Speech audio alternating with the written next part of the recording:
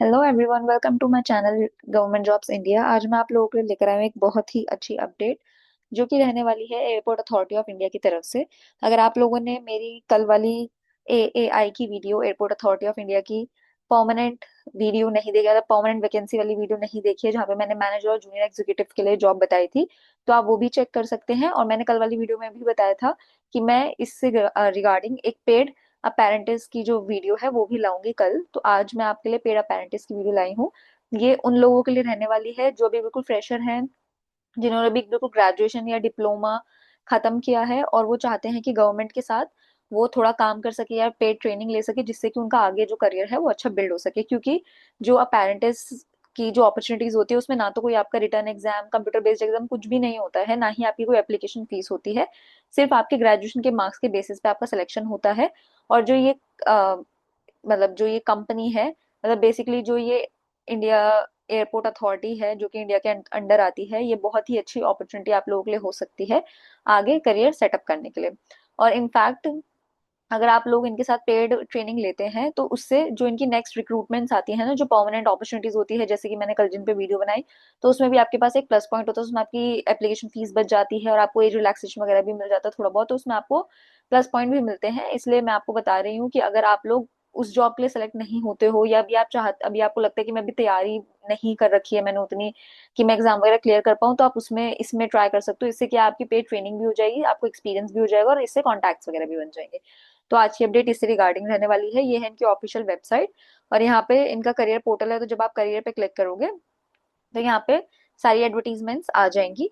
ठीक है, तो मैं आपको वहां पे दिखा दूंगी कि जो इनकी पेड अपेरेंटिस वाली है वो वाली, तो आप देख सकते हो जो फर्स्ट है वही इनकी अपेरेंटिस वाली है अपडेट, और ये कल वाली है जो मैंने कल सारी बताई थी, जहाँ यहाँ पर भी 205 वैकेंसीज रहने वाली है।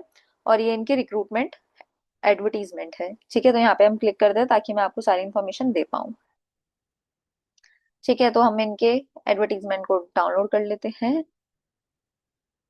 अभी ये है इनके एडवर्टीजमेंट, ये आप देख सकते हो। Notification for engagement of graduate diploma and ITI apprentices under apprentices act. तो अपेरेंटिसेस एक्ट जो है उसके अंडर ये लोग हायर कर रहे हैं in airports authority of India northern region airports. तो जो एयरपोर्ट अथॉरिटी ऑफ इंडिया है उसके लिए नॉर्दर्न रीजन के जो एयरपोर्ट्स हैं उनके लिए हायर कर रहे हैं। तो नॉर्दर्न रीजन में जो एयरपोर्ट्स आते हैं उसमें आपकी कहीं पर भी जॉब लग सकती है।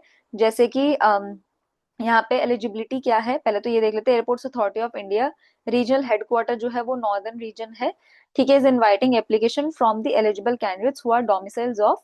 तो बेसिकली यहाँ पे वो लोग अप्लाई कर सकते हैं, वो कैंडिडेट्स अप्लाई कर सकते हैं जो चंडीगढ़, दिल्ली, हरियाणा, हिमाचल प्रदेश, जम्मू कश्मीर, लेह लद्दाख एंड मध्य प्रदेश, पंजाब, राजस्थान, उत्तर प्रदेश एंड उत्तराखंड, इन सारे स्टेट से जो बिलोंग करते हैं सिर्फ वही यहाँ पे अप्लाई कर सकते हैं। क्योंकि डोमिसाइल आप होने चाहिए वहां के, मतलब आप वहां के रेजिडेंट, जैसे होता है ना इंडिया के रेजिडेंट होते हैं, तो वैसे ही आपके पास वहां के आप रेजिडेंट होने चाहिए, परमानेंट, आप बहुत टाइम से रहते होने चाहिए आपके पास।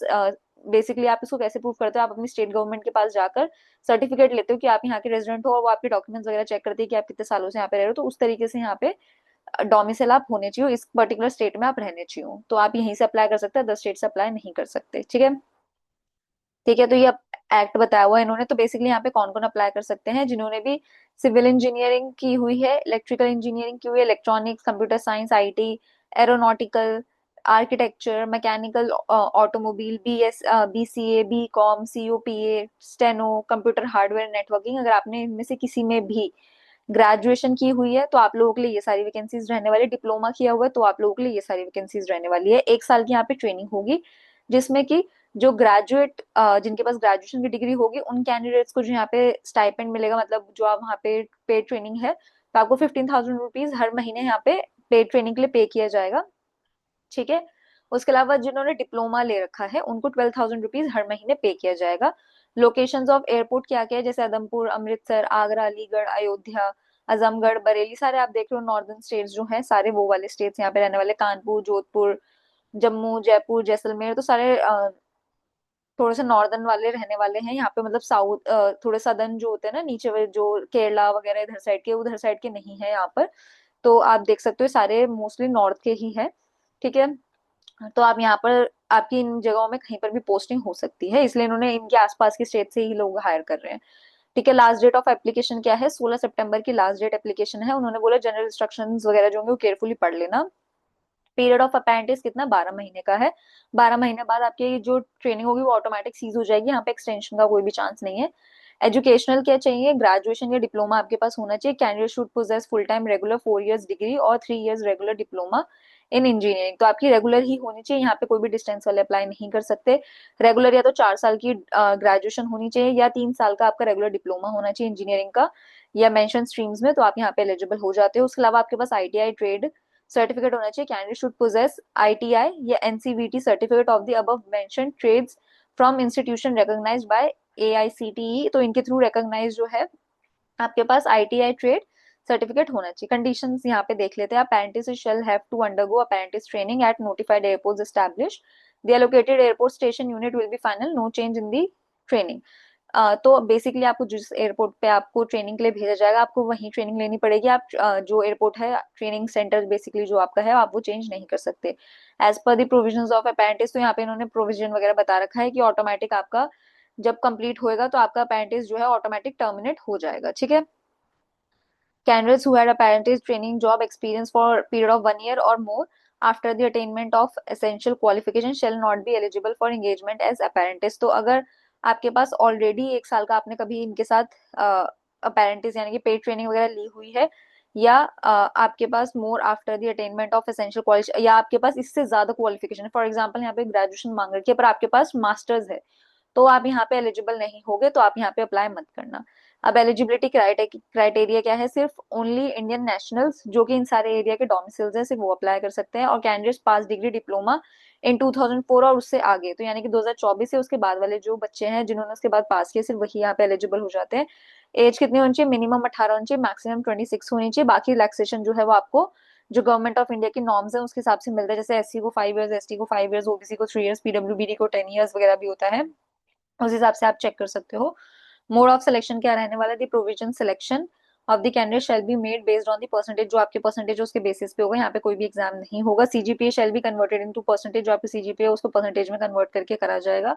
The eligible candidate shall be call for document verification, जो आपका जैसे आप सिलेक्ट हो जाते हो उसके बाद आपको डॉक्यूमेंट वेरिफिकेशन के लिए बुलाया जाएगा। The date time venue for documentation, तो जो भी डेट टाइम वगैरह होगा वो आपको बता दिया जाएगा, जो भी एलिजिबल कैंडिडेट्स होंगे उनको, जो भी शॉर्ट लिस्ट होंगे। The candidate of the applicant would be provisional. The shortlisted candidates will be called for interview document verification through their registered email ID।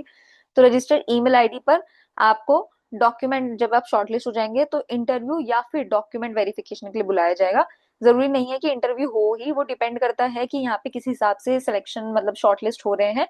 हो सकता है इंटरव्यू हो भी, हो सकता है सिर्फ डॉक्यूमेंट वेरिफिकेशन ही, क्योंकि इन्होंने ऑब्लिक दिया हुआ है, ऐसा नहीं बोला हुआ है कि दोनों ही प्रोसेस होंगे। The final selection will based on interview और इधर verification of certificates and submission of medical fitness certificate at the time of joining. ठीक है।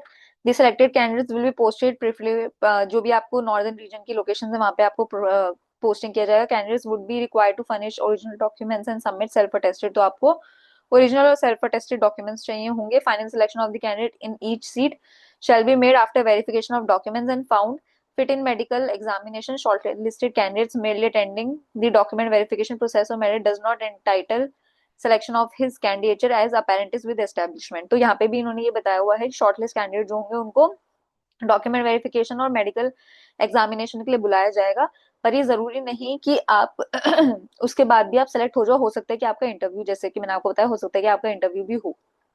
ठीक है। After document verification obtaining process or medical certificate, the candidate shall be selected for training based on merit and apprentice engagement letter shall be issued। तो इन दोनों के बाद भी candidate जो है उनको training shall be selected for training, उनको training वगैरह के लिए सिलेक्ट किया जा सकता है, उनके मेरिट और अपेरेंटिस एंगेजमेंट लेटर जो है उनको दिया जा सकता है। ठीक है। रजिस्ट्रेशन कॉन्ट्रैक्ट 12 महीने का है, आपको पता ही है। टर्मिनेशन 12 महीने और बाद ऑटोमेटिक हो जाएगा। लास्ट डेट जो है वो 16 जुलाई की है, सॉरी 16 सितंबर की रहने वाली है। ठीक है। तो ये सारी चीजें आप चेक कर सकते हो। उसके अलावा इन्होंने और भी चीजें बताई हुई हैं। The interested candidate are required to apply through both RDAT web portal for graduate apprentices and for ITI trade by finding establishment airport authority of India.